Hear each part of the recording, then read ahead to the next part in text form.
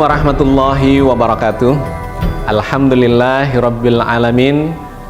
Ma khalaqas samawati wal arda wa ma bainahuma la'ibin. Wassalatu wassalamu ala nabiyyina Muhammadin wa ala alihi wa ummatihi ajmain. Sahabat sekalian, kita bersyukur pada Allah berjumpa lagi di program Islam Futuristik episode yang ke-13. Kita akan melanjutkan kajian kita tentang planet bumi yang sudah kita mulai di 2 episode yang sebelumnya. Episode 11, episode 12, dan kali ini kita masuk ke episode yang ke-13. Di episode yang ke-11 kita sudah bercerita, mengkaji, membahas tentang bentuk bumi yang cenderung bulat ketika dibahas, dikaji secara ilmiah. Kita sudah menggunakan salah satu sudut pandang untuk melihat bahwa benda langit yang berputar, ya, kalau ditinjau dari sudut mekanika, dari sudut pandang fisika, maka dia akan cenderung berbentuk bulat. Dikarenakan bahannya berpadu dengan kecepatan putar, itu akan menyebabkan bentuk benda langit itu menjadi cenderung bulat. Ya, itu sudah kita bahas di episode yang ke-11. Di episode yang ke-12 kita melangkah lebih jauh dengan melihat background munculnya konsep bumi datar itu.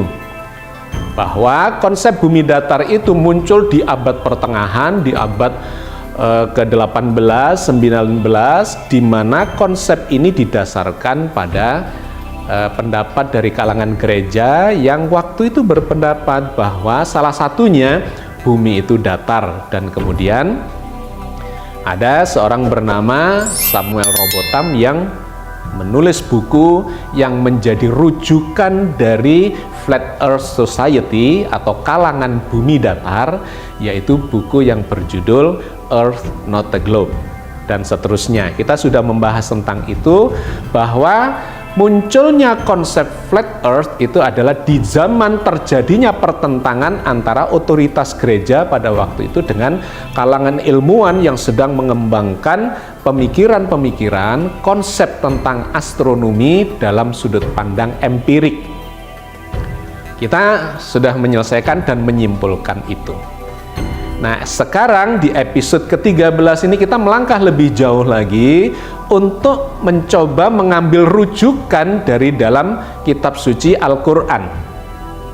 Karena banyak saudara kita kalangan bumi datar yang memberikan argumentasinya bukan secara ilmiah tetapi mengambil dari ayat-ayat Al-Quran. Karena itu kita perlu melakukan klarifikasi, apakah benar Al-Quran itu memberikan konsep, ya, memberikan informasi bahwa bumi ini berbentuk datar. Oke, sahabat sekalian, untuk bisa mengambil pelajaran dari dalam Al-Quran, kita harus mengikuti metodologi yang diajarkan oleh Al-Quran itu sendiri. Poin penting yang ingin saya sampaikan pertama adalah bagaimana cara kita memahami informasi-informasi terkait dengan bentuk bumi itu, di mana ayat-ayat yang bercerita tentang bumi itu masuk di dalam kategori ayat-ayat kauniyah, dan ayat-ayat kauniyah itu masuk di dalam kategori ayat mutasyabihat. Ada sebuah ayat yang sangat menarik yang difirmankan Allah di dalam surat Ali Imran ayat ke-7 yang bunyinya, A'udzubillahi minasyaitonirrajim, Bismillahirrahmanirrahim. Huwallazi anzala 'alaikal kitab minhu ayatum muhkamat hunna ummul kitab wa ukharu mutasyabihat. Fa ammal ladzina fi qulubihim zayghun fayattabi'una ma tasyabaha minhu ibtigha al-fitnah wabtigha ta'wilih wa ma ya'lamu ta'wilahu illallah warrasihuna fil ilmi yaquluna amanna bihi kullum min indi rabbina wa ma yadzakkaru illa ulul albab. Dialah Allah yang menurunkan Alkitab, Al-Quran kepada kamu. Di antara isinya adalah ayat-ayat muhkamat. Itulah pokok-pokok isi Al-Quran. Dan yang lainnya adalah ayat-ayat mutasyabihat. Adapun orang-orang yang dalam hatinya condong kepada kesesatan, maka mereka mengikuti sebagian dari ayat-ayat mutasyabihat untuk menimbulkan fitnah, untuk mencari-cari takwilnya. Padahal tidak ada yang mengetahui takwilnya melainkan Allah. Dan orang-orang yang mendalam ilmunya berkata, kami beriman kepada ayat-ayat mutasyabihat seluruhnya. Semuanya itu dari sisi Tuhan kami, dan tidak dapat mengambil pelajaran dari dalam Al-Quran melainkan orang-orang yang berakal. Sahabat sekalian, ayat ini cukup panjang tetapi menceritakan dengan jelas bagaimana seharusnya kita ini mengkaji ayat-ayat yang masuk dalam kategori ayat mutasyabihat. Allah bercerita, berfirman, menginformasikan di ayat ini bahwa Al-Quran itu diturunkan dalam dua format ayat. Yang pertama yang disebut sebagai ayat-ayat muhkamat, ya, ayat-ayat hukum. Ayat-ayat muhkamat itu adalah ayat-ayat yang jelas, yang tidak butuh pemahaman terlalu rumit, ya. Karena kalimatnya sangat jelas. Ayat-ayat hukum misalnya disuruh berpuasa, disuruh sholat, disuruh membayar zakat, ya, aqimis sholat wa atuz zakat misalnya begitu, ya. Atau orang beriman disuruh berpuasa. Itu ayatnya sangat jelas, tidak butuh kajian-kajian yang terlalu rumit dan kompleks. Ayat-ayat hukum. Tetapi yang kedua, kata ayat ini, wa ukhoru mutasyabihat. Ada ayat-ayat yang masuk dalam kategori mutasyabihat. Ayat mutasyabihat adalah ayat-ayat yang tidak gamblang kalimatnya, sehingga diulang-ulang oleh Allah di surat-surat yang berbeda, dan itu harus kita pahami secara komprehensif.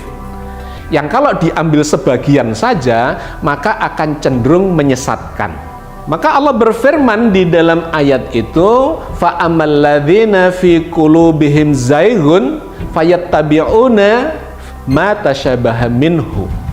Maka orang-orang yang di dalam hatinya ada kecenderungan untuk sesat, dia mengikuti ayat-ayat mutasyabihat itu. Ibtigha al-fitnah wa ibtigha ta'wilihi. Untuk menimbulkan fitnah dan mencari-cari takwilnya. Jadi ayat ini sudah mengindikasikan ada orang-orang yang mengambil ayat-ayat mutasyabihat itu cuma sebagian untuk mencari-cari takwilnya dan menimbulkan fitnah. Wa ma ya'lamu ta'wilahu illallah. Padahal yang faham, yang tahu tentang makna takwil dari ayat-ayat mutasyabihat itu Allah. Artinya harus ngambil dari Al-Quran, merujuk kepada Al-Quran, jangan dicari-cari takwilnya di luar itu. Dan menariknya pada kalimat berikutnya kemudian diinformasikan oleh Allah, warasikhuna fil ilmi yaquluna amana bihi. Orang-orang yang ilmunya mendalam, dia mengatakan, kami beriman kepada ayat-ayat mutasyabihat itu semuanya. Kenapa? Karena kullum min indi rabbina, begitu di kalimat berikutnya, karena semua itu, seluruh dari ayat-ayat itu datang dari Allah yang menurunkan Al-Quran ini.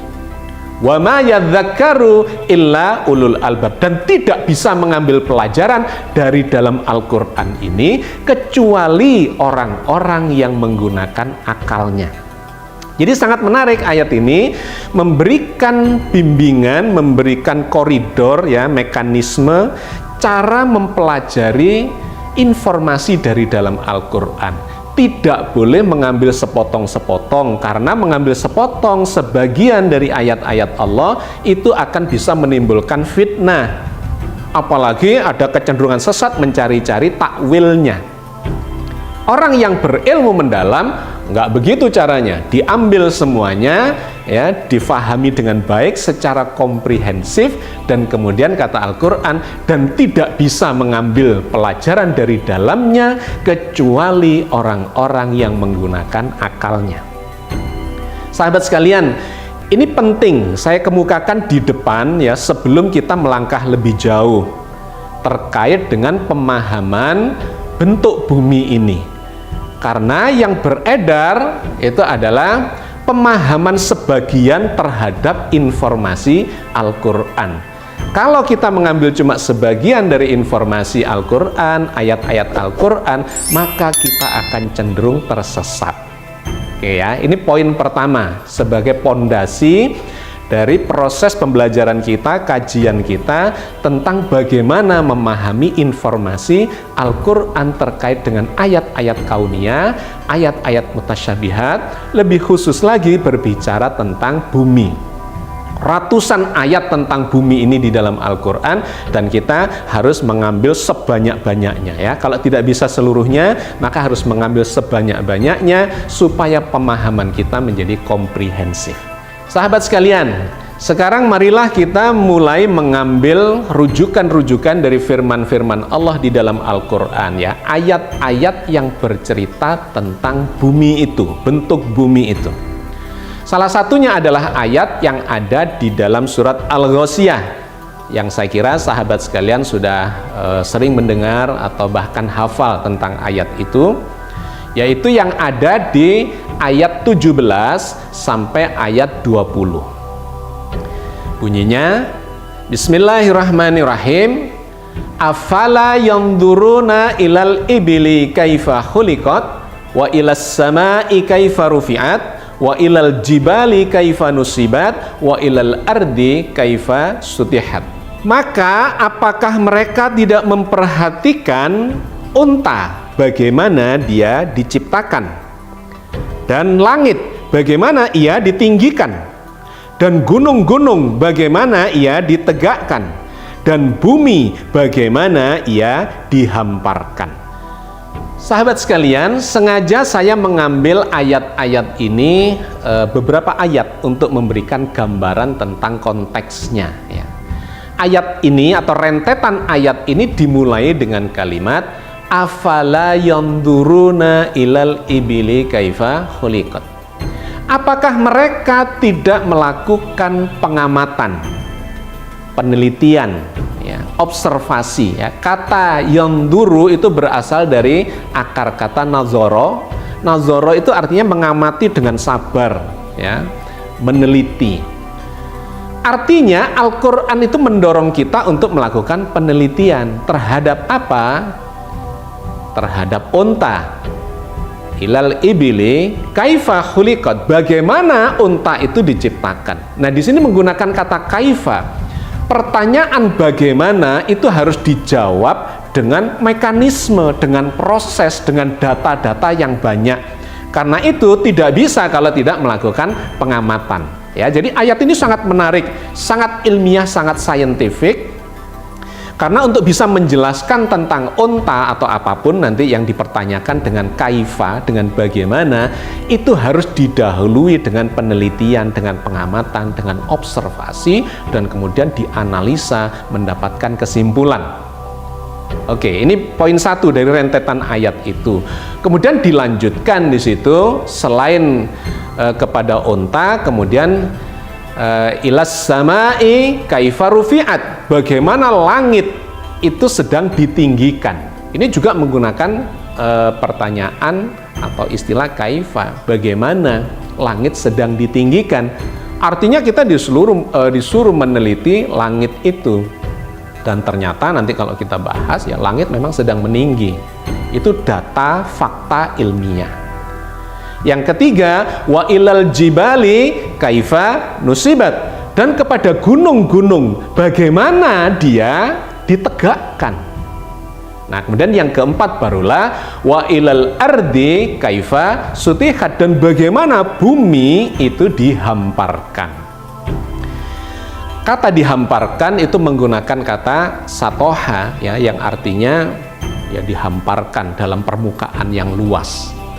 Tetapi sesungguhnya di dalam Al-Quran banyak istilah tentang dihamparkan, dibentangkan, dipanjangkan, digelar ya, dan seterusnya, itu di berbagai ayat. Memang benar adanya Al-Quran bercerita tentang bumi yang dihamparkan itu. Misalnya ada beberapa ayat ya yang saya bacakan potongannya supaya Anda mendapatkan nuansanya, mendapatkan konteksnya, di mana Allah mengatakan memang permukaan bumi itu dihamparkan. Misalnya di dalam surat Al-Hijr, wal ardo madatnaha, dan bumi kami telah menghamparkannya. Atau di surat Toha ayat 53, alladzi ja'ala lakumul ardo mahda, ya, menggunakan kata mahda.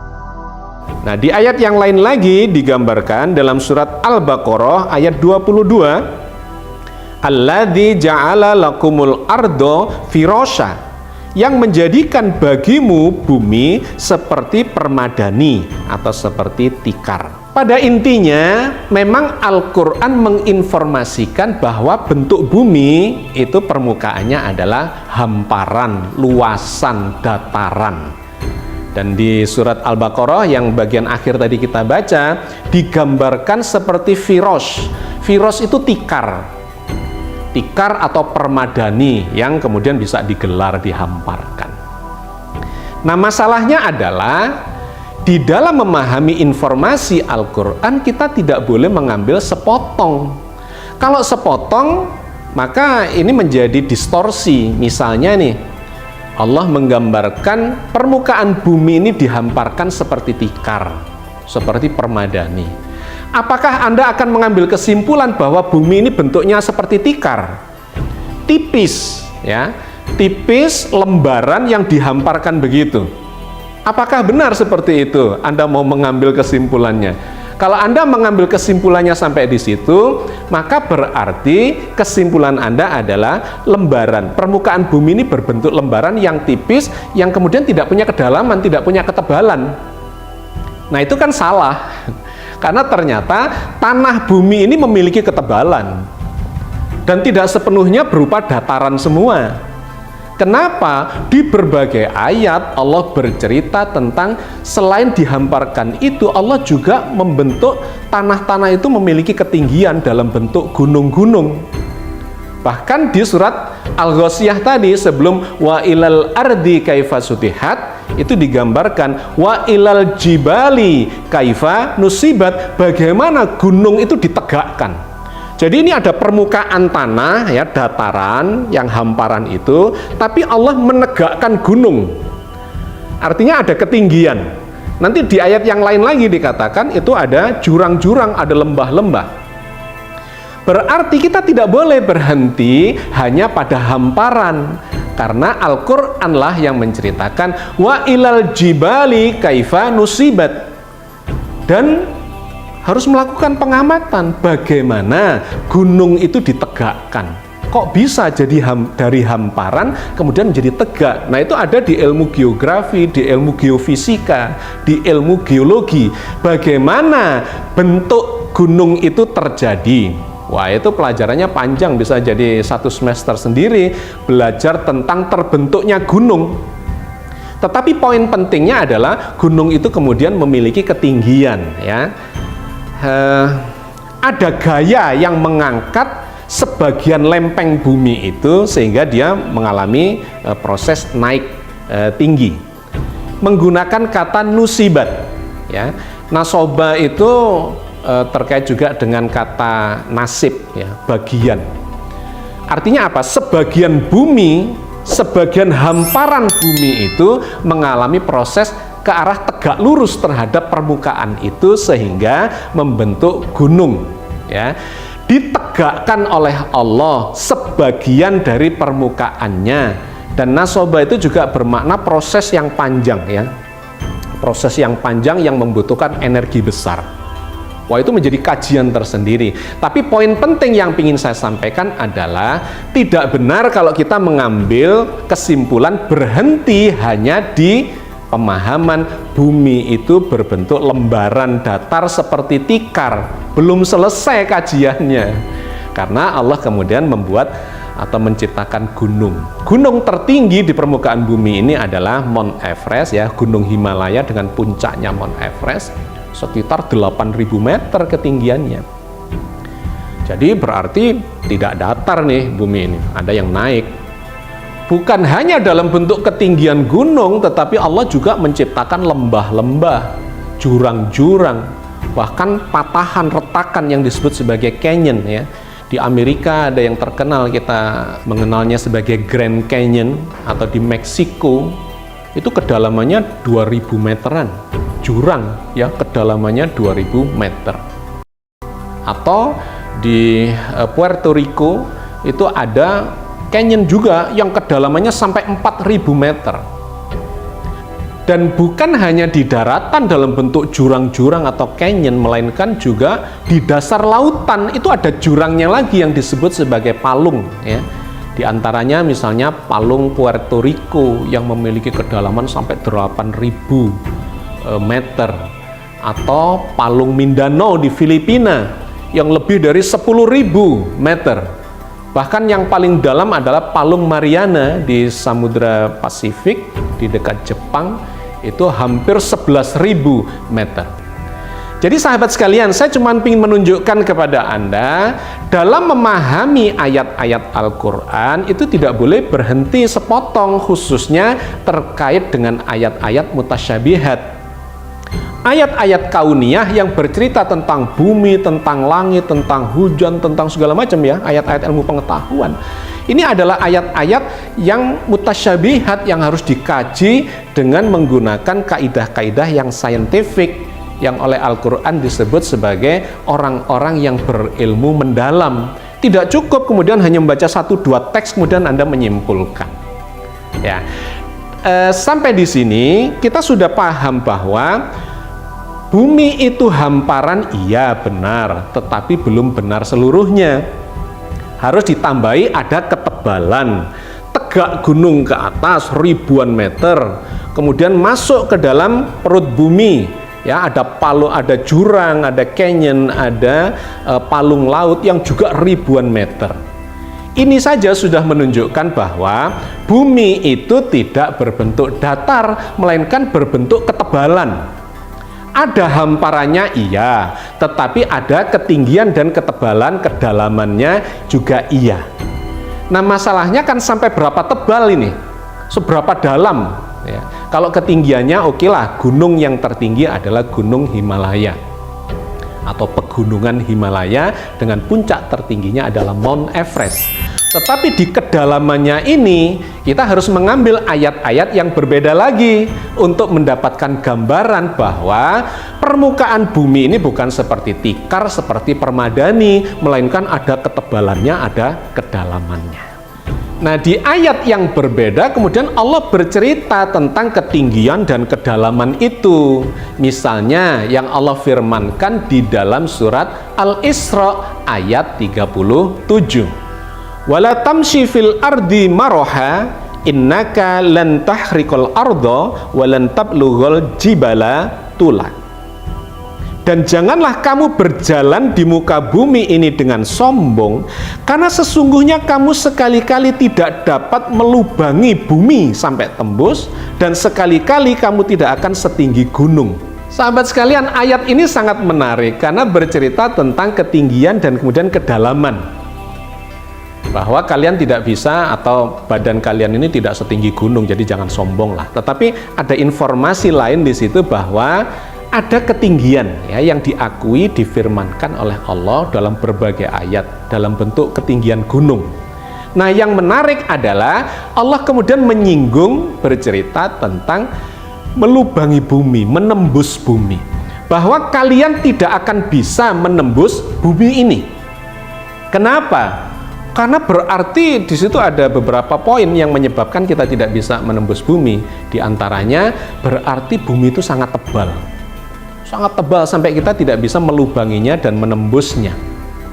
Nah, tentang ini itu sudah dibuktikan oleh para ilmuwan ya, di antaranya adalah apa yang dilakukan oleh Rusia pada tahun 1970 sampai 1994. Selama 24 tahun mereka melakukan pengeboran di Rusia.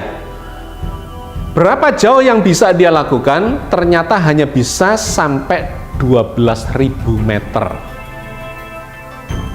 Jadi ini pengeboran yang terdalam ya, yang pernah dilakukan oleh manusia.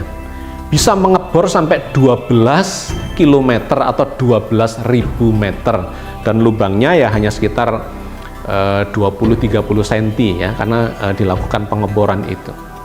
Kenapa dihentikan selama 24 tahun itu ya? Sudah 24 tahun kemudian dihentikan karena ternyata kemudian ketemu dengan lapisan di bawahnya yang tidak mungkin untuk ditembus lagi, yang dalam struktur bumi dikenal sebagai mantel.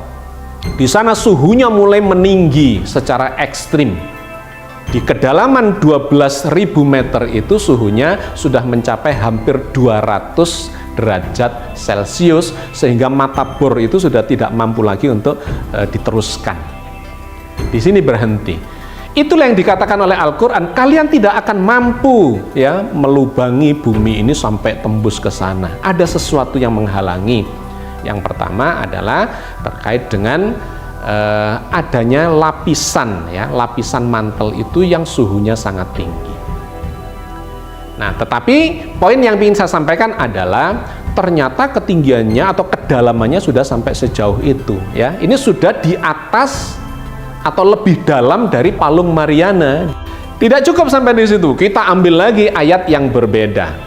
Bahwa ternyata memang bumi ini memiliki lapisan-lapisan. Ya, tidak cuma lapisan yang paling atas, di bawahnya ada lapisan yang tidak bisa ditembus tadi, kemudian di bawahnya itu ada lapisan-lapisan lain. Ini yang diceritakan oleh Allah di dalam surat At-Tolak ayat 12. Allahul ladzi khalaqas sab'as samawati wa minal ardi mithlahun. Allah lah yang menciptakan 7 lapisan langit dan seperti itu pula lapisan-lapisan bumi. Jadi ayat ini bercerita tentang lapisan-lapisan ya. Allah menciptakan langit dengan 7 lapis, wa minal ardi mislahun, dan dari bumi atau tentang bumi, terkait dengan bumi, atau wa minal ardi itu bisa saja bagian dari bumi itu, demikian juga. Artinya bumi kita ini memiliki lapisan-lapisan. Maka kalau kita kembali ke metodologi yang pertama ya, bahwa ayat-ayat mutasyabihat itu harus dilakukan atau dipelajari dengan melakukan eksplorasi, observasi, pengamatan, penelitian secara saintifik. Nggak cukup hanya membaca teksnya, nggak cukup. Perintah Al-Quran ini untuk mengamati langsung di lapangan. Di antaranya terkait dengan kedalaman atau lapisan-lapisan planet bumi ini.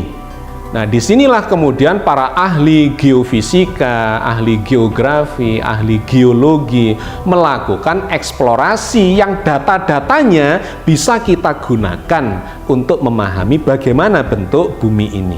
Di antaranya dengan melakukan pengeboran. Dengan pengeboran itu kita mengetahui lapisan-lapisan yang ada atau sebagai penyusun ya struktur planet bumi kita. Tetapi sayangnya kemampuan teknologi tidak mampu untuk melakukan itu sampai kedalaman yang sangat jauh. Dan itu sudah diprediksi oleh Al-Quran, tidak mungkin kalian bisa menembus itu. Lantas bagaimana untuk bisa memahami lapisan-lapisan itu? Maka harus digunakan cara yang lain ya, yang dikenal di dalam geologi sebagai seismograf. Seismograf itu adalah sebuah cara ya, metode yang akan menghasilkan seismogram. Ini yang digunakan untuk mencatat getaran-getaran dari dalam perut bumi ketika terjadi gempa. Jadi ilmunya adalah mempelajari tentang bentuk frekuensi, bentuk getaran, bentuk gelombang yang dipancarkan itu.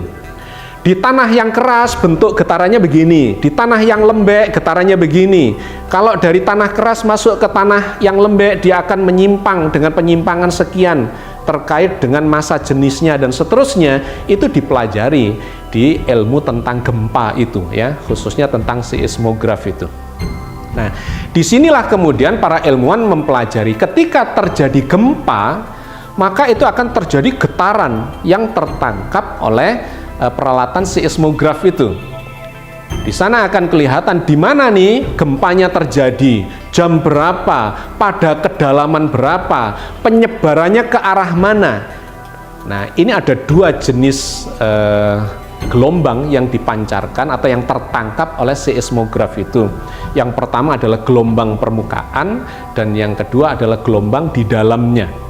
Yang di permukaan itu yang akan menghasilkan gempa yang menghancurkan ya, karena terjadi goncangan di permukaan bumi. Tetapi ada getaran yang merambat di dalam perut bumi itu. Yang ini bisa ketangkap di sebelah atau di wilayah yang jauh dari pusat gempa itu. Nah, ini dipelajari kemana saja penyimpangannya atau penyebarannya dan kemudian seperti apa bentuk gelombangnya, maka dari sana akan diketahui lapisan-lapisan apa saja yang dilewati oleh getaran gempa itu, dan kemudian bisa digunakan untuk memprediksi bagaimana sebetulnya struktur bumi kita itu ya. Jadi ini bagian dari teknologi yang digunakan untuk memahami kedalaman ya, struktur dari planet bumi kita. Nah, maka sahabat sekalian, ilmu pengetahuan, para ilmuwan sudah melakukan seperti apa yang diamanatkan oleh Al-Quran itu untuk melakukan nadhar, melakukan pengamatan, penelitian, observasi, analisa, dan seterusnya yang kemudian menghasilkan jawaban atas pertanyaan kaifa tadi, bagaimana bisa terjadi itu. Ada hamparan, ada gunung, ada kedalaman, ada lapisan-lapisan yang itu harus diformulasi secara komprehensif. Tetapi poin pentingnya pada episode ini ya, kita cukupkan dulu sampai di sini karena waktunya tidak mencukupi. Tetapi poin pentingnya adalah planet bumi kita itu pasti tidak berbentuk hanya dataran seperti Tikr, seperti Permadani ya. Firos kata sebuah ayat di dalam Al-Quran. Tetapi harus kita gabung dengan pemahaman yang lain bahwa Allah menciptakan gunung, menciptakan jurang, kita ditantang untuk membuat lubang, dan kemudian ternyata bumi kita ini memiliki lapisan-lapisan yang terus ketika kita kaji ke dalam itu, data ilmu pengetahuan menunjukkan bahwa ternyata bumi kita ini kedalamannya sampai di intinya sana itu mencapai lebih dari 6.370 km. Jadi dalam sekali. Sedangkan yang bisa dilakukan manusia cuma 12 km, padahal ini 6.300-an kilometer. Hanya 0,002% dari kedalaman bumi itu. Sahabat sekalian, saya kira saya cukupkan sampai di sini. Mudah-mudahan memberikan gambaran yang komprehensif dan memberikan wawasan kepada kita ya, bagaimana seharusnya kita memahami fenomena ciptaan Allah yang namanya planet bumi berdasarkan informasi dari dalam Al-Quran Al-Karim. Assalamualaikum warahmatullahi wabarakatuh.